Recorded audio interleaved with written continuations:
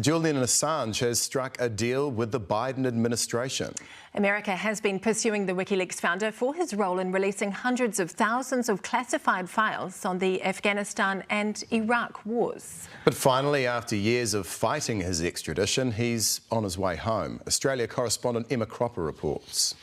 It was an extraordinary breakthrough and one Julian Assange feared may never happen. Released from jail and boarding a flight to his freedom. Good morning. Straight to breaking news. The US government has entered into a plea deal. A development Assange's family had been prepared for days ago. If you're seeing this, it means he is out. Things are moving very quickly. If everything goes well, Julian will be on a plane on the way to freedom. Freedom to be signed off by a judge on the US island of Saipan, north of Guam.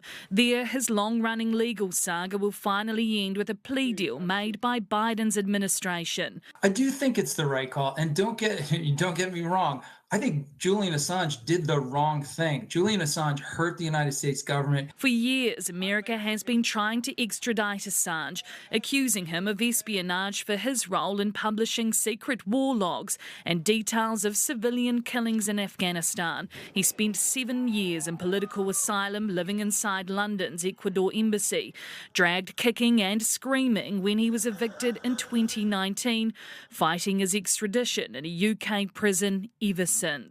His last bid for freedom came when Australian politicians recently travelled to Washington, asking America to call off its pursuit of Assange. So we just got to be still cautious on how this proceeds, because the end has not arrived. We're in the process. Now 52, his freedom is closer than ever. The person you should give a big hug to is his brother, Gabriel, and then to his dad.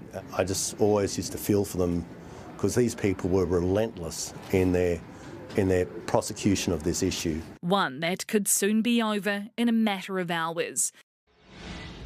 So, Emma, how is this going to play out in the coming hours?